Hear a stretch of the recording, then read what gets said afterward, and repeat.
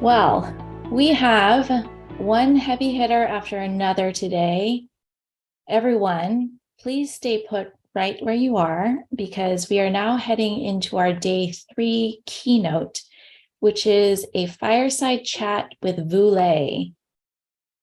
So to help support this fireside chat, I'd like to invite My Dog is My Home board member and Corporation for Supportive Housing Senior Program Manager and English to rejoin me to co-moderate. Welcome back, Anne. Thanks so much, Christine. I'm so excited to join you and have this conversation with someone that I really admire and have been following for a while, Vu Le. Vu Le is a writer, speaker, vegan, Pisces, and the former executive director of Rainier Valley Corps, a nonprofit in Seattle that promotes social justice by developing leaders of color, strengthening organizations led by communities of color, and fostering collaboration between diverse communities. Vu's passion to make the world better, combined with a low score on the law school admission test, drove him into the field of nonprofit work, where he learned that we should take the work seriously, but not ourselves. There's tons of humor in the nonprofit world, and someone needs to document it. And he's going to do that with the hope that one day a TV producer will see how cool and interesting our field is and make a show about nonprofit work, featuring attractive actors attending strategic planning meetings and filing 990 tax forms. Known for his no BS approach, irreverent sense of humor, and love of unicorns, Vu has been featured in dozens, if not hundreds, of his own blog posts at nonprofitaf.com. Check it out. Christina and I both love your blog. We're so excited to have you here with us. Thank you for being here, Vu. Before we begin, I just want to clarify the context in which your invitation as our day 3 keynote speaker came.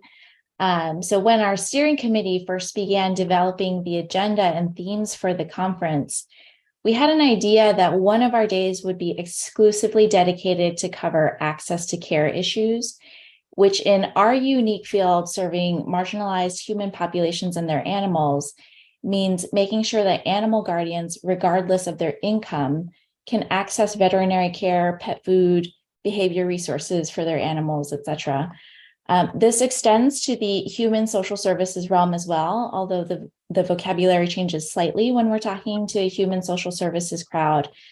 So in that case, it would be about removing barriers to service, like changing the no pets allowed rule in human emergency shelters, creating partnerships with animal welfare organizations for animal foster care in case of human hospitalization or, unfortunately, incarceration, and so on. And we got to a point where we thought as a steering committee, well, we may have examples of all of these great programs that we think should be standard practice and replicated everywhere. But the reality is that even if organizations want to replicate these programs, there may not be enough traditional funding to actually do this everywhere, or at least that is the Kool-Aid pool from which we all drink, which in turn creates competition between groups in what you call the nonprofit Hunger Games. So on top of that, there was an urge within our group to think bigger. Access to care programs are fantastic. We want them. We want more of them. But what is upstream of this? And can we challenge ourselves to think of a world where access to care programs don't exist because we don't need them? How can we orient ourselves, our organizations, and our movements so we're moving away from charity and towards justice? So big topics for our fireside chat today, Vu, and we couldn't imagine a better person to have this conversation with than you. Thank you, Christine. I appreciate the context. So as a starter question, bite-sized starter question, and when I say bite-sized, I'm just joking because it's actually huge. Can you describe to us the state of traditional fundraising today and why it needs to be reimagined? Yeah, thank you, Christine. Hi, everyone. First off, I'm Vu. I use he, him pronouns, and I am calling in from Seattle, which is on Duwamish and Coast Salish land. And for colleagues who are blind or have low vision, I am a mid-aged Asian man with short hair and glasses. I'm wearing a blue shirt, and there's a pervasive aura of like vegan sexiness. It's really, it's, it's subtle, but it's definitely there. Since this is a meeting and not a webinar, if you could turn on your camera if you can, I would appreciate that. I know not everyone can, but I do love seeing people's faces and their reactions, and also what they're eating, and if they have a pet that would run into place. That's always the best part of all of these different meetings. So yay, thank you. I know not everyone can, but if you can, I just love, and I miss everyone. I miss being in person with folks. So thank you. I really appreciate that. And I love this. This makes it feel like we're in a conversation with one another. So please feel free to do what you need to do. Eat a snack, whatever. Grab an entire pint of Ben and Jerry's, non-dairy. That's perfectly fine. So yes, let's talk about a couple of things before I get started though. One is that I don't claim to be an expert. Okay. I'm very opinionated. I've been a fundraiser and an ED for a long time. And I write a blog called Nonprofit AF, which stands for Nonprofit and Fearless. But that doesn't mean that I know what I'm talking about. So feel free to disagree with anything that I'm saying at all, okay? And some of the stuff that we're going to have an honest conversation about fundraising in our sector, that we need to be able to be okay with some of the uncomfortable stuff that we need to discuss. So if some of the things that I'm saying makes you uncomfortable, I hope that you just lean into it and just kind of consider it. Because again, you don't have to agree with anything I say. It's just one dude's opinion. Fundraising has been problematic the way that we've been doing traditional fundraising because it's been guided by two key principles. One is ensure that rich, mostly white people are happy so they keep giving to our organizations. And two is to get as much money as possible for our own organization, screw everyone else in the entire ecosystem. Those are basically the two guiding principles of traditional fundraising. We don't say this, but that's what we do. Everything has been geared towards these two principles. You don't think about, like, where does all this money come from? Why do people have so much wealth in the first place, right? We don't think about like where wealth came from. We don't think about that most of wealth in this country, a lot of wealth in this country comes from 5 key things. 1 is slavery. 2 is stolen indigenous land. 3 is worker exploitation. 4 is environmental degradation. And 5 is tax avoidance. So that's where a lot of money has been hoarded into white families. And that's where it stays. And then we have become like this sort of, Sky Mall catalog, right, of causes for rich, mostly white donors to pick and choose from. They're like, let's flip through this catalog. Oh, this cause is great. They're helping dogs. This one is wonderful. They're helping children. What resonates most with me? It's like a hobby. It's become like a hobby for a lot of rich people. That's what philanthropy has been. Meanwhile, in the sector, we've been trained to play the Hunger Games with one another. We've been trained to do the best that we can so that we can start getting as much money for our own organization. We don't think about like, should I get this money at all? Should I even apply for this grant? 90% of funding has been going to white-led organizations. Less than 10% has been going to communities of color. Less than 2% goes to Black-led organizations. Less than 0.5 percentage point goes to Native-led organizations, and 2 percentage points to API and NH and so on, right? So, but we're not trained to think about that. We're not trained to think, what do I do? Like, do I even have the moral ground to apply for this grant right now, right? We don't think about that. We've been trained, like, here's how you do this so that you can get donors to keep giving, how to make them into heroes, make them feel good about themselves, how to tug at their heartstrings with pictures of puppies and children and so on. And we've been trained this. It's called donor-centered fundraising. So for decades, that's what we've been trained. Make your donors a hero. Write them handwritten thank you notes. Write the word you in at least 25 times in every appeal letter. You did this. You helped us. You helped all these dogs and all these families and all these homeless folks. That's what we've been trained to do. It is ridiculous. I hate it. Okay. And I think we've gone overboard. Like, I kind of liken donor-centered fundraising to like husband-centered marriages. Okay. I've been a husband. I would love it if every single time I did the dishes or something, my partner writes me a handwritten thank you note. Like, dear Vu, you did it because you loaded up the dishwasher today. Our family is stronger. Our community is better because of you. The children are so thankful for you. Like, this is how we've been trained. That is not That's basically what we think of as best practice in fundraising. And it's total bullshit. Okay. And it's horrible and toxic. So I'll stop there for a second. That's what's wrong with traditional philanthropy right now. Right? It doesn't address systemic issues. It does not address, like, why are we even here? It becomes very self-preserving. All right. We should all be trying to work, like you said, Christine, like to end like these services because society is taking care of its people. But that's not fundraising has been teaching us to do. Thank you, Vu. I have to be honest and say that I am so glad that we started this way because you're speaking truth. And I think that folks in the chat, which you cannot see in Huba, totally agree, but I'm also afraid right now. I have fear because, My Dog is My Home is a small organization. We're scrappy. We take what we can get, right? And our funders are on this meeting. And so that's where my fear is coming from. I just want to be honest about that with people because I think that we've created a space in these 3 days where we should be honest with each other and talk about these things and be vulnerable. So I have another question for you, which is which is a good follow-up to the first one. So you've talked about traditional fundraising and what's wrong with it. What exactly is community-centric fundraising? Yeah, community-centric fundraising was started a few years ago when a bunch of fundraisers of color got together and said, this is not working for us. It's also like we've also been driven out of the sector because it's just there's so much dissonance with the traditional fundraising model, right? And that's why a lot of fundraisers of color, that's why we don't have many fundraisers of color in the sector, because it is really weird.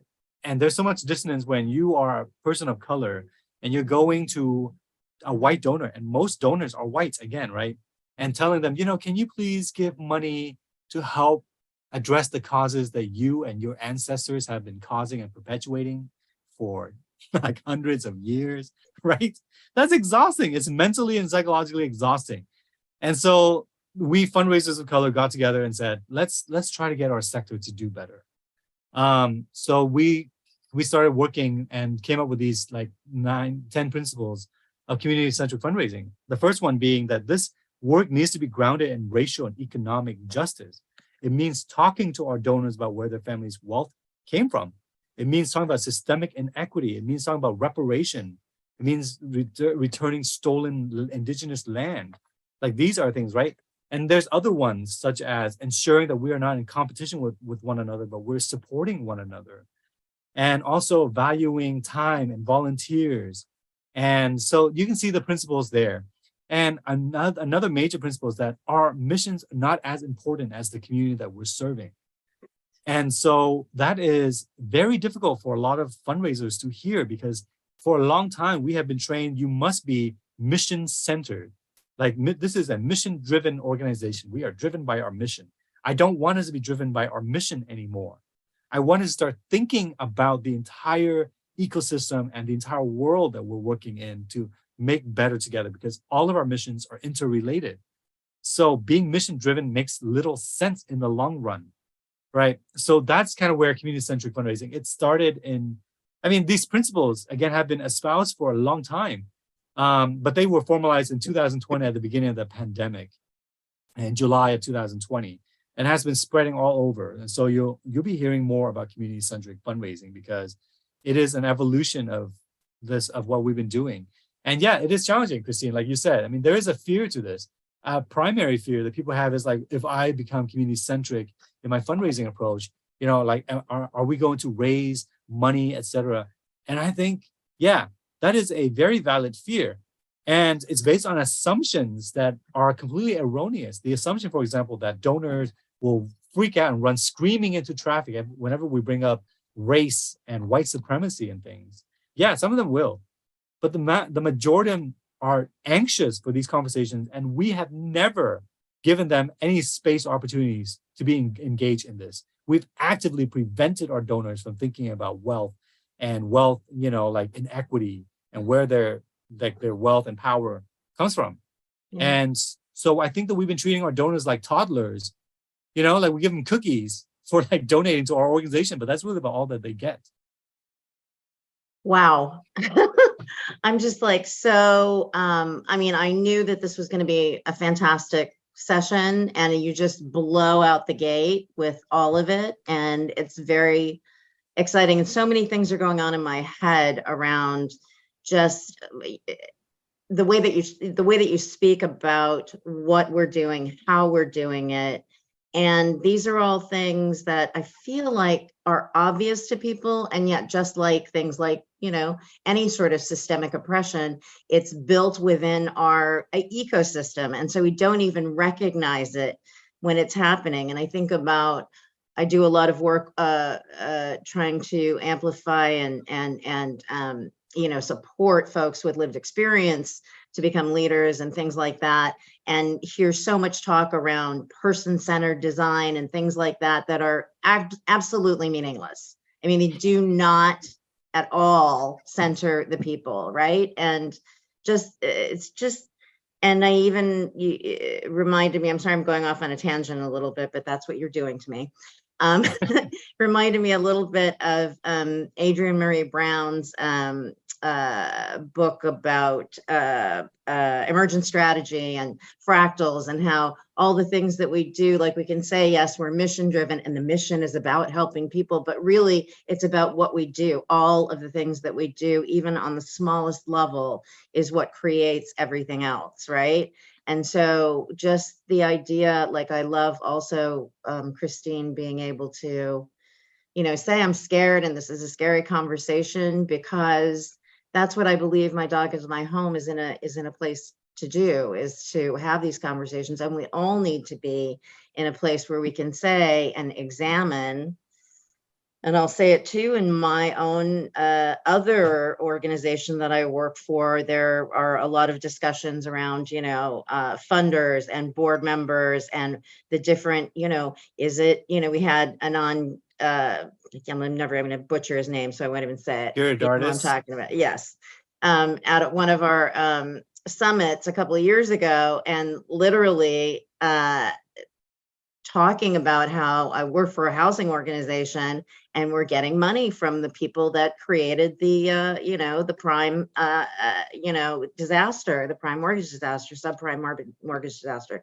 And it's just, but that is what we do, and we have to break out of it. And I'm sorry, I just kind of went off on a raging tangent, but I wonder if you have thoughts about practical ways for us to, other than, continuing to sort of fight the fight, and it's culture change. And we need to, I feel like there is so much evidence for this kind of process, and yet people are so reticent to be reflective about it. So yeah, thanks, Anne. First of all, Diane's dog is adorable, so thank you. I appreciate it. What? Yeah. Also, the other thing I was going to say is, I'm really mad you don't have a PowerPoint with a bunch of cute little animals on it, but whatever. I know, I'm sorry, but you know what? I did print out pictures of baby animals to flash at the screen for you. So there you go. And depending on how good your questions are, I will flash other pictures. Excellent. Okay. Excellent. Yes, we can talk about practical stuff all the time. I will put into this is just a link to a 4-page sort of list of actions that you can take to be aligned with community-centric fundraising principles, right? Some of it is very easy that anyone can do. For example, highlighting the work of another nonprofit in your monthly newsletter. Like, why does it have to be all about us? Can you just be like, hey, this month we're featuring this other organization that is doing incredible work, and we would love you to get to know them.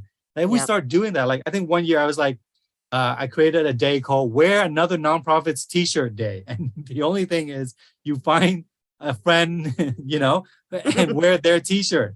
So, and go and promote their mission. Like, it's very simple and fun. And I love that when people started like showing pictures of like their colleagues, organizations, and they're wearing their T-shirts. It's like, it's really sweet, right? We should be in community with one another. Why are we in competition?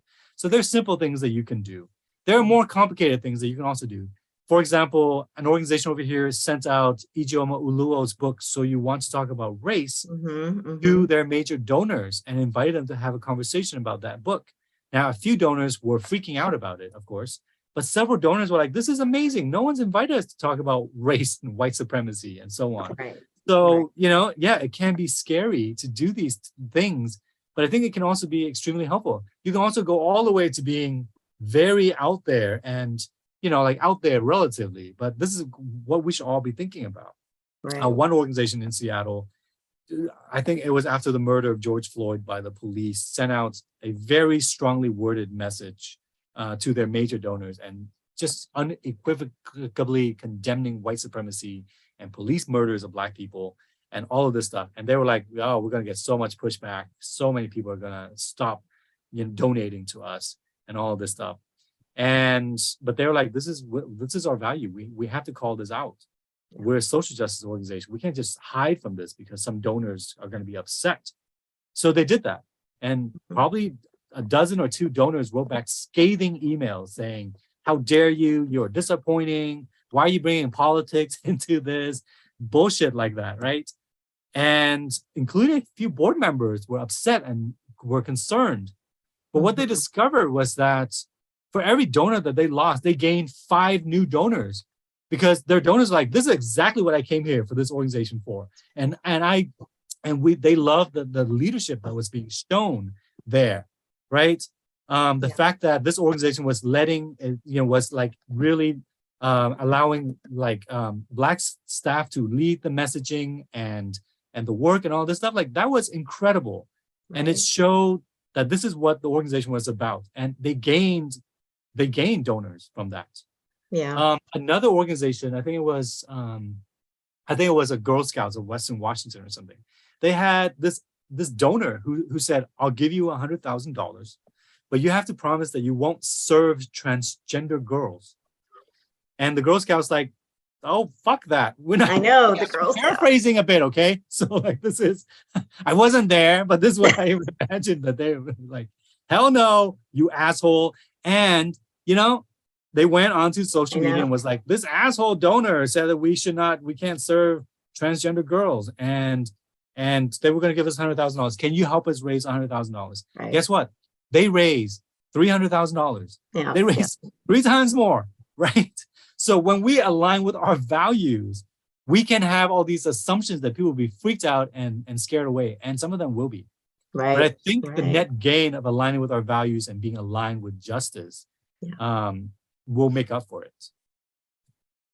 By the way, can we just talk about like the massive dichotomy between the Girl Scouts and the Boy Scouts? I mean, justice versus, whatever we want to talk about, corruption. So this is, you are just on fire and amazing.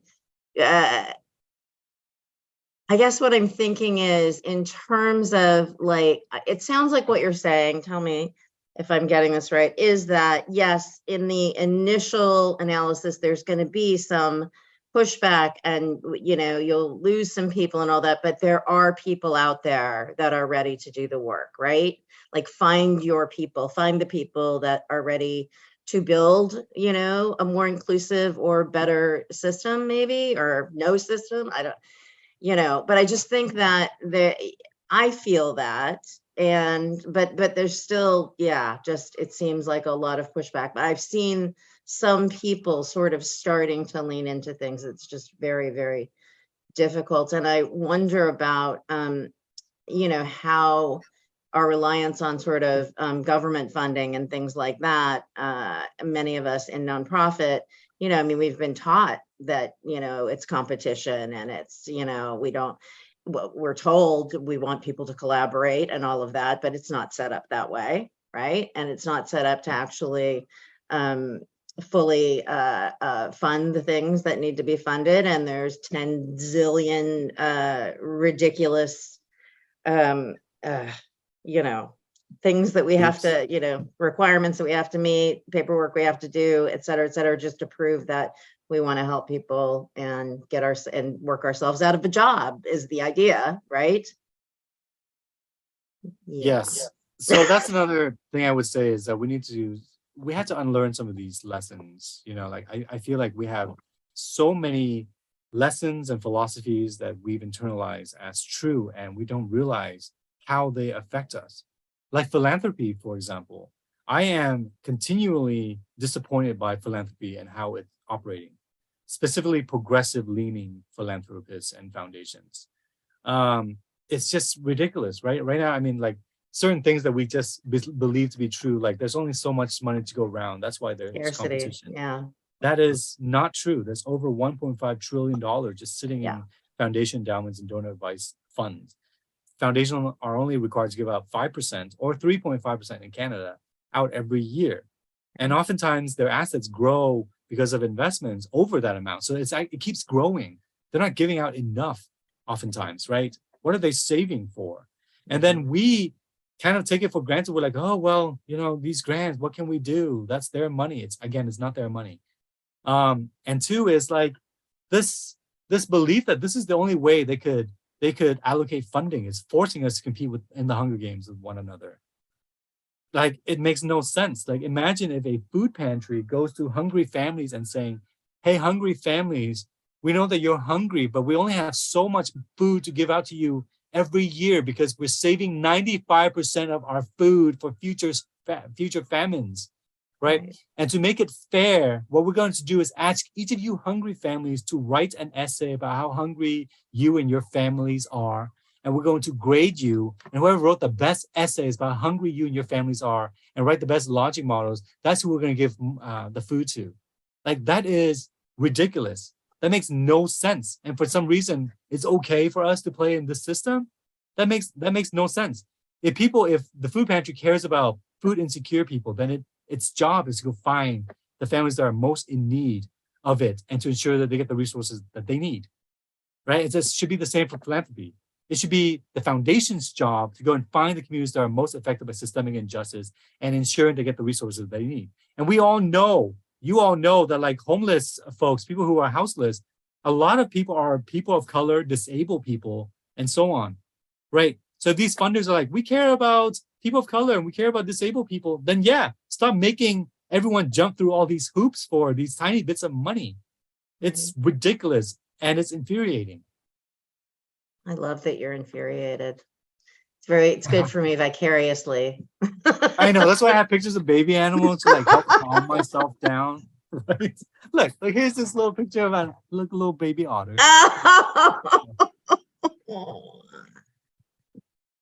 Things are so much better with baby animals. Yeah, it keeps me from burning down. Yeah, no, I get it. I mean, that's something that we're all talking about all the time. This is what keeps us from having to, or at least me, I guess I'll just speak for myself. That's what keeps me from, wanting to blow up the system, is that there are the people that I work with, that I'm lucky enough to work with and hear from, and their companion animals, and just recognizing that, there's so much really easy and obvious stuff. But I think, there's a lot of pressure from a system from many different areas that we just really, so much of it needs to change. And it's very inspiring to know of people that are stepping into that, leaning into that, and shouting about it, and, having fun with it, because that's also incredibly necessary. So I appreciate that. I know you're not specifically engaged in the animal world or the housing and homelessness world, but I wonder if you think about, a lot of the space that we occupy is a relatively new space, right? There are not a lot of folks doing the work that we're doing or focusing on this particular population.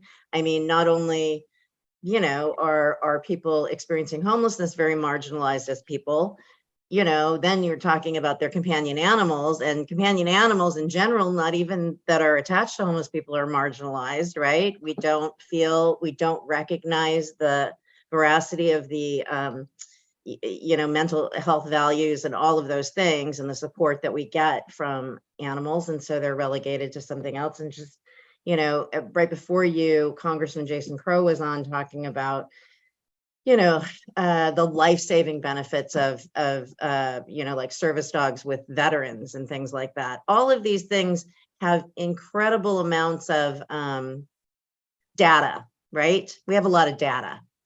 And I mean, we know how important this is. So how is it that you get, I'm just curious if you have thoughts about this.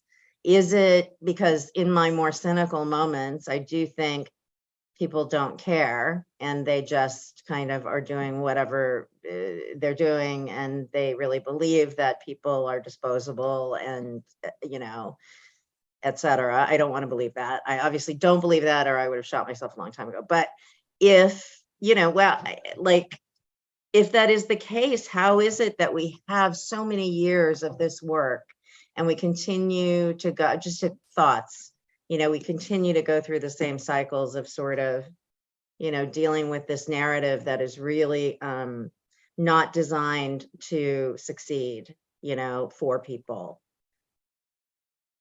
Yeah, this will probably require a much longer conversation, and and it's going to require some deep soul searching. Like, why have we been talking about homelessness and so on for such a long time, and it's still such an issue, right? I mean, there's just so many societal issues that are out there, but I think the reality is that people like this system. They like having people who are, like, I think in some ways, like, I hate to say it, but like, that there has to be poor people so that there can be rich people. And rich people don't really want that system. They don't want to give up something so that everyone can be equal and so on, no matter all the rhetorics that are out there.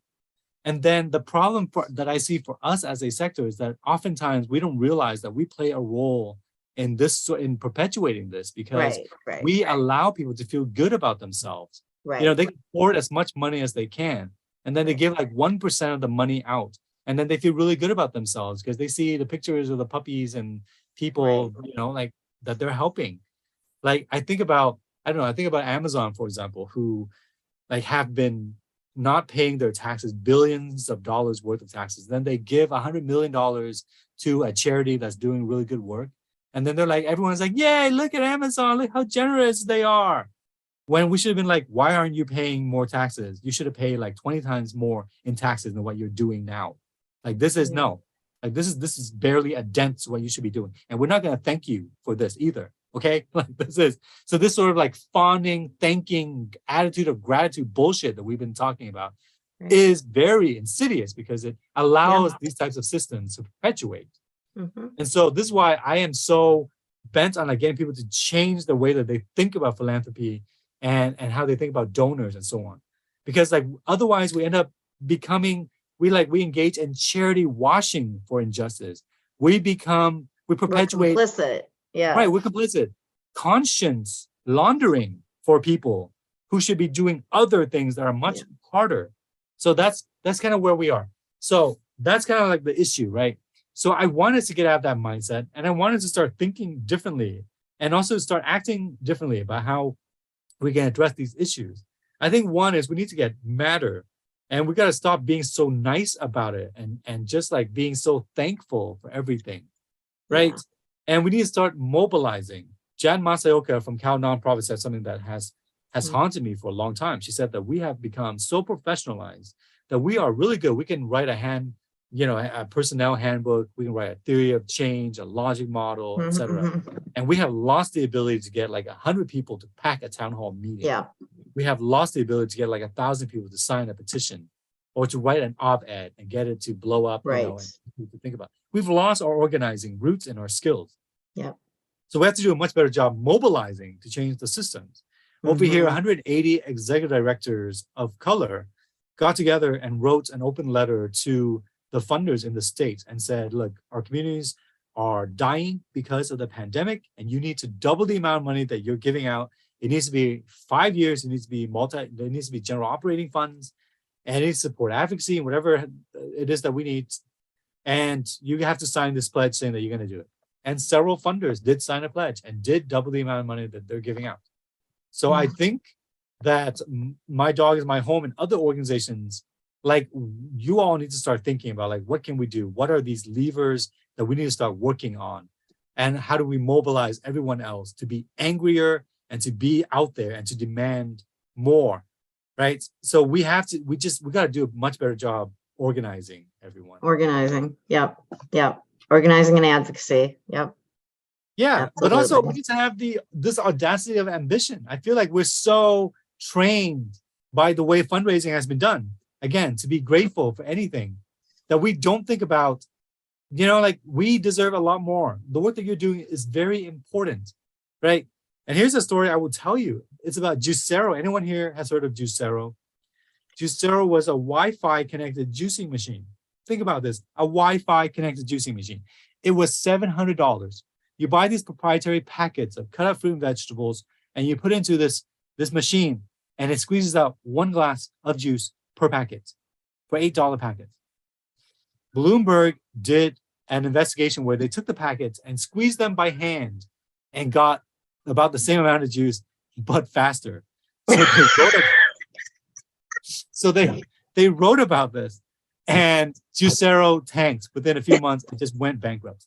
But before it tanked, it was boasting that it had $125 million in venture capital, that it had 50 full-time engineers working to design the shitty Wi-Fi connected juicing machine. Meanwhile, many of us are like, can we please have $19 to end homelessness? This is what we're doing, right? And then these, like, donors are like, we'll give you $2 that you only spend on paper clips on Tuesdays. Go end homelessness. And then we wonder why we're not being effective. We're going to stop apologizing. I want us all here to have the audacity of ambition. I want you to add like a 0 or 2 to your ads and stop apologizing, because chances are your work is more important than a Wi-Fi connected juicing machine. Oh, thank you so much, Christine. Well, I am so glad that you uttered the words community organizing, because that it grounds me, it brings me back to what I'm all about, what My Dog is My Home is really all about. Those words give me warm, fuzzy feelings. And in a way, if I could also just bring it back to fear for a minute, because that is inescapable for me right now. It's like My Dog is My Home is very good at community organizing. Mm-hmm. And I think we've done a lot with nothing for a long time. Yeah. And it was, in a way, like, I had less fear when we had nothing. And now that we have something, there is more fear. You might be able to hear it in my voice. Yeah, Christine. Yeah, that's very common. I mean, yeah. And there's a lot for us to unpack right there. Like, why is it like this, right? We've been trained as a sector to be very risk averse. And when the more work that we do, because the work doesn't really end, there's just more and more work. And so there's more of a threat, right? You start helping a lot of people. And then when funding runs out, those same people are not going to get the services that you need, or you won't be able to change the laws and policies. So yeah, the more successful you are, the more you have to risk, you have to lose. And so that does bring in a lot of fear. And at the same time, I also feel like we have this identity. We have this sort of martyrdom identity in the sector. We have this inferiority complex as well. And a lot of us go into this sector because we identify with people who have experienced a lot of oppression, right? So our sense of identity is tied to that. So it does affect how we go about doing our work, right? Because we will unconsciously try to avoid anything that would jeopardize that sort of martyrdom complex. And so these are things that we'll need to work on as we go about doing this work, right? What I would say, though, is that these types of philosophies have been keeping us from being the most effective that we can be. And in the short run, yeah, it works. If we don't challenge a donor, if we don't push back against an asshole funder for their ridiculous practices or whatever, yeah, in the short run, we will get funding. But in the long run, it screws the entire sector and ecosystem. Like, I'm still mad at Charity Water for like their fundraising approach, where they're like 100% of your money goes to the programming because we got some of these other donors to pay for overhead, the garbage expenses of overhead. So you're only paying for like the things that matter. Like, this is what they've been doing, because they've been so successful, it affects the entire sector. So that sort of scarcity mindset, that sort of fear affects everyone in the entire sector, not just our own organization. And of course, I understand this because I led a nonprofit, 2 nonprofits over 13 years. And I remember being ED and being terrified that the stuff that I say would lead to my organization being defunded by donors and by funders. But the reality is that that never happened. I'm sure it has happened to people that I know of. There are donors and funders who are very petty, right? But the reality is that a lot of them are in the same bind as us. They have the same power dynamics with their own board of trustees that we have with them. And if that's the case, then we have to do a much better job working with them as actual partners to change these systems. All right, I'm gonna turn to the Q&A, the audience Q&A, because I think there are a lot of people who want to talk with you, Boo, and have their own questions for you. So I'm monitoring the chat here, and people are having their minds blown. We do have 2 questions in the QA. So the first question is, in our community, we often see agencies compete for resources when we are all working for the same overall outcome. How should an agency be innovative with donors? Yeah, well, I think that there's certain things we can do, like challenging the assumptions that donors would freak out if, we do things differently than what we've been taught. I think donors really like it when we're supporting one another. Like, I remember my last organization had this thing called Community Connect Lunch, where we would invite our major donors, like maybe a handful of them every month. But we would invite a partner organization to come to that meeting, and 95% of that lunch would be talking about that partner organization's work, right? And it was really cool. And I remember like this one Friday night when an ED of a partner organization called me up and said, "Vu, that lunch was really great, and I got home and I got a $500 donations from one of your donors," and it was so moving to her. And the donor also found it to be very moving as well, that we were supporting one another and lifting one another up. So we have to start getting out of this idea that we know what donors want. So that's one thing we gotta get rid of. I remember one major donor who told me once, he was like, "I am really tired of these handwritten thank you notes. Like, they're great and everything, and they're genuine, but they're all genuine the same way, and like, I don't need them anymore." And I said, "Okay, well, what would you like?" And he said, "Well, I heard that you're attending a 2-day undoing institutional racism training. Can I attend that?"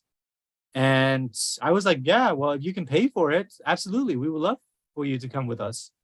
And so he attended this 2-day training. It was very painful. There was a lot of white people crying, during that session, as we talked about systemic injustice and racism and white supremacy. And at the end of it, I talked to him. I was like, "So how was it?" And he was like, "That was really challenging and painful. And I'm so glad I did it, because it was one of the most meaningful experiences I've had. And I'm so glad I got to do this with you and the rest of the team." Right? So we have to treat our donors like adults. But the other thing I would say is, like, I don't really care what donors want sometimes, okay? And we need to stop caring what donors want so much. Like, this idea that, like, it's what donors want, and they care about this thing, so we should, like, why are we even exposing them to stuff that they don't care about? The metaphor I've been using is like, we're all on this boat that is sinking. There's holes everywhere. And we need some people to, like, grab a bucket and bail out the water, and we need some other people to shoot flares, and we need some people to put on life jackets for people. And we go to someone and we're like, "Hey, can you help?" And they're like, "I'm sorry, but picking up pails and bailing out water, like, that doesn't resonate with me." Okay, like, that's not what I care about. And we're like, "Oh, well, sorry, what do you care about? We would love to align with you with what you care about." And they're like, "Well, I want to send flares." So we have like 98% of the donors sending flares and not enough people bailing out the buckets. And we think that's okay. No, in any other situation, in that situation, we'd be like, you're in this boat, it's going to sink. And we know that you would prefer to send flares, but right now we need you to grab a bucket and start bailing it out. Go and do that. Okay. So this idea of just letting donors determine what it is that they care about, as if it's like, again, a hobby for them, is somehow inherently right. It's ridiculous. Our work is justice, right? Our work is not to be a Sky Mall catalog for donors pick and choose from that resonates with them. I mean, if it resonates with them, that's great. But like waiting for people to resonate is not going to solve our issues. This is why we don't have enough donors supporting things that make them feel uncomfortable. You know, that's why we don't have enough funding going to organizations trying to stop police officers from killing people, killing Black people. Like this is why we don't have enough people, you know, donating to like keeping kids out of cages, because it's too uncomfortable for donors. It doesn't tug at their heartstrings. So like we have to stop caring so much about what donors care about, because the reality is that a lot of the things that donors care about are not the things that will be most likely to advance equity and justice. I think we have more questions from the audience. I don't want to get into my, Sorry, Christina, I interrupted you. Oh, no, please respond. Yeah, I'm just saying we need to, one, just like stop this sort of philosophy, again, that donors, what they care about is the ultimate, like this donor wishes thing is ridiculous, okay? Especially after like they're dead and they're like, oh, our wishes always blah, blah, blah. I'm like, you're dead. Yeah. Okay, like, so, and even if they're alive, we're like, okay, that's great that you care about this thing, but right now this thing is more urgent. Now, I say this, but I know how hard it is, right? But what we can do is start providing more opportunities. Like we need to start having these conversations and inviting them to it, right? And we need to like start working with one another. So like, yeah, you're working with homelessness and the intersection with homelessness and animal related services. But like, you can absolutely partner with other organizations, mental health organizations, social justice organizations, and let's talk about this. You can go ahead and have a conversation with your donors about voting rights. Like this idea of mission creep is also something that I really hate, because it's really prevented us from doing anything that will work on systemic justice. You know, like, like things evolve. Things evolve. And people also certain things, systems, and certain things are vital to every single thing that we care about. So, for example, voter protection and voting rights. There's like hundreds of bills that have been out there suppressing voting rights that have been passed now. And our sector's collective response has been, nah, sorry, that's really not in our mission. Like that would be mission creep if we start working on voting rights. It is not mission creep to work on voting rights. Every single organization out here should be voting on should be working on voting rights. Yeah.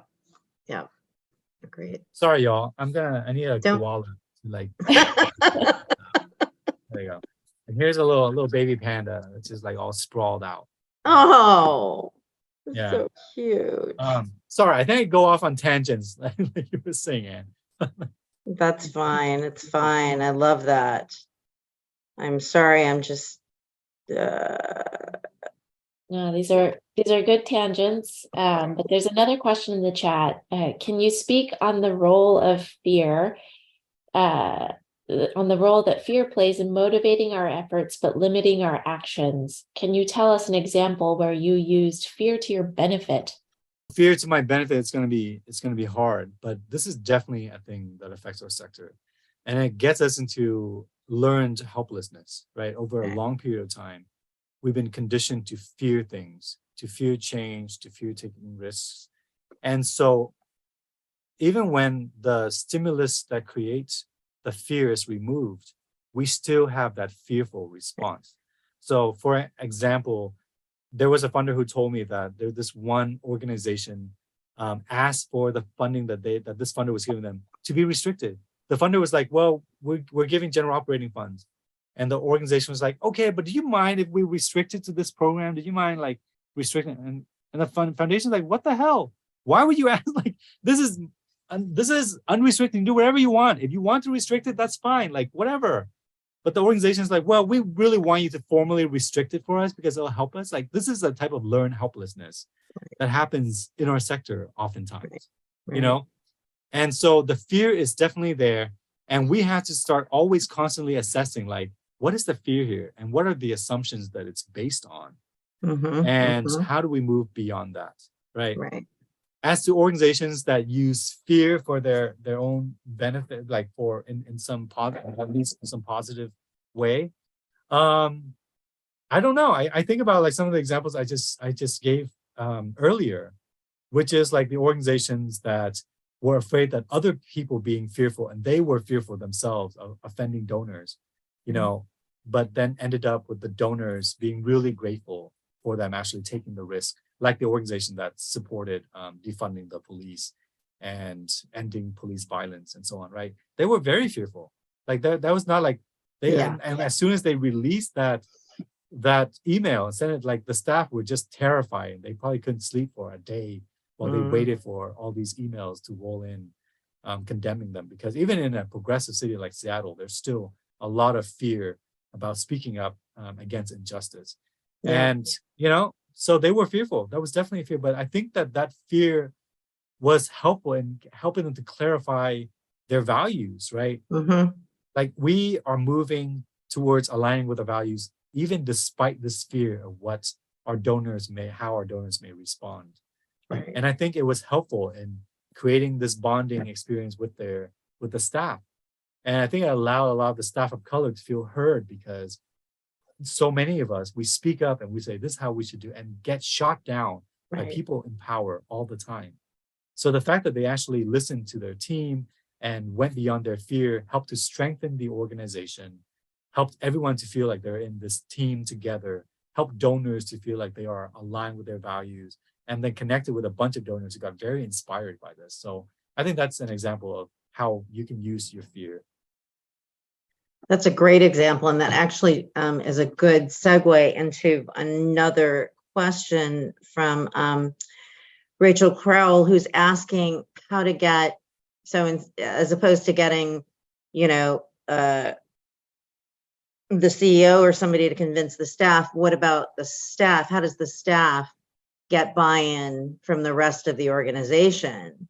You know, it seemed really transparent. She wrote, how would you get staff to buy into this concept of community-centric fundraising? To me, it seems very apparent and simple, but I can already hear my boss saying this won't work. Yeah, thank you. Yeah, I think so much of our work is, I think someone called it leading from the middle, right? Because you're not really the ED or the CEO. And even if you are, you still have to deal with the board and whatever. And so there's a lot.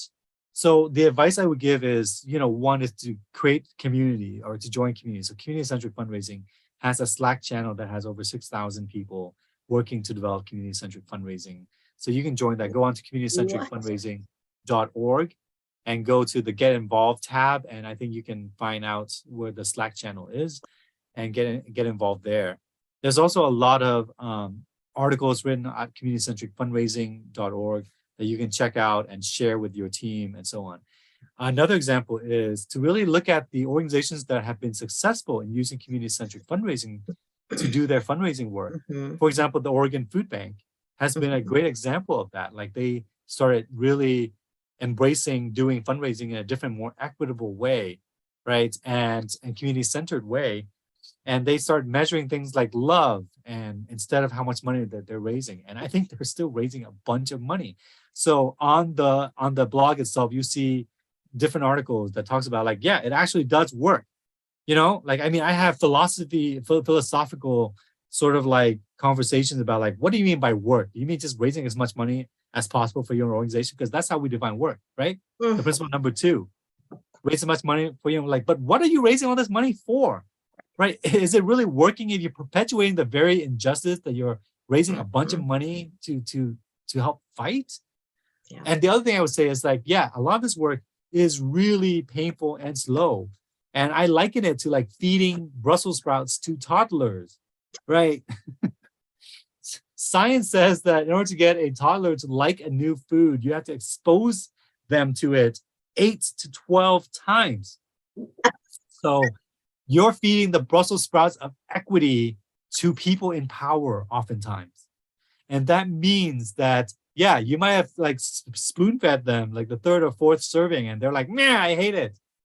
Yeah. And then you're like, well, this is futile. But no, it's not futile, because you did something very important. You provide the fourth helping of the 8 that are required. You might need to hand the spoon to someone who has more energy so they can do the 5th serving. You know, you might have to like share an article or whatever for the 7th and the 8th and so on, right? They might need to bring in a consultant to come in and say the same thing that you've been saying, but, you know, getting paid more to say it, right? This is for the 9th and final serving before change happens. But do not believe that what you're doing is futile just because you do not see the results of it immediately. Right, right.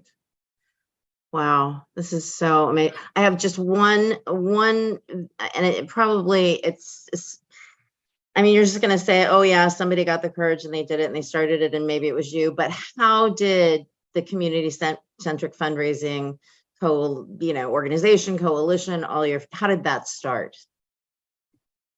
Well, I wrote about community-centric fundraising about 7 years ago, and people were calling it a disturbed framework. They were like, this is disturbing. Bruce's views are disturbed.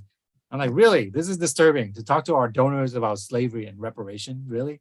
Like, that's disturbing. Well, I mean, back then, like, we couldn't say certain words like white supremacy. And so when I brought this up, there was a whole backlash. And so, but I kept at it.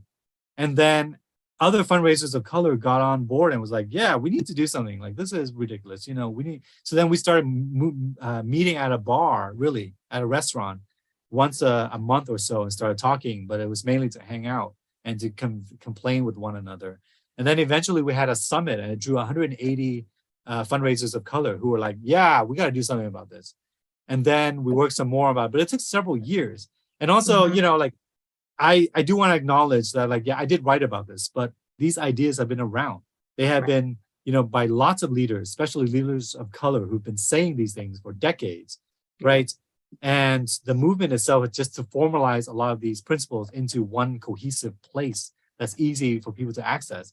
But the reality is that, like, leaders of color, fundraisers of color, civil rights leaders have been saying these things for years and years and years. So we are, we have to acknowledge that. Like, this work is not new. It's been around and being done by lots of people who oftentimes were punished for saying these things. Yep. Absolutely.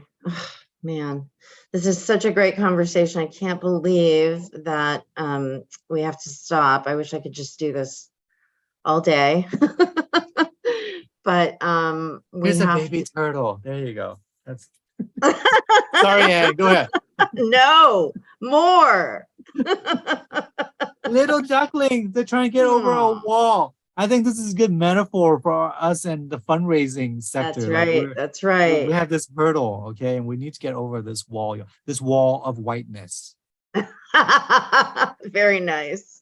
Nice. I love it. Aww. Well, for folks who had questions that we didn't get to, we are gonna save stuff and get it on onto the website. But you can read Vule's blog at nonprofitaf.com. He has a ton of insightful content, and he is, as you've noticed, probably hilarious.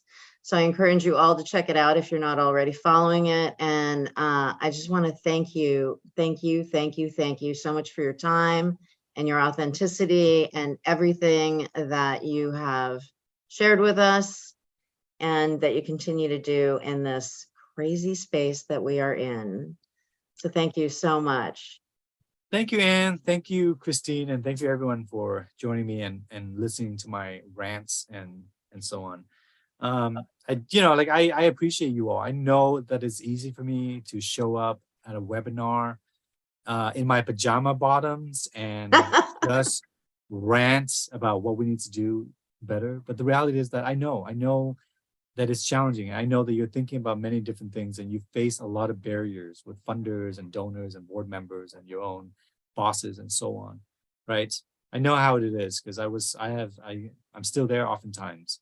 Yeah. And I hope that you take care of yourself, because this work is not going to be done overnight.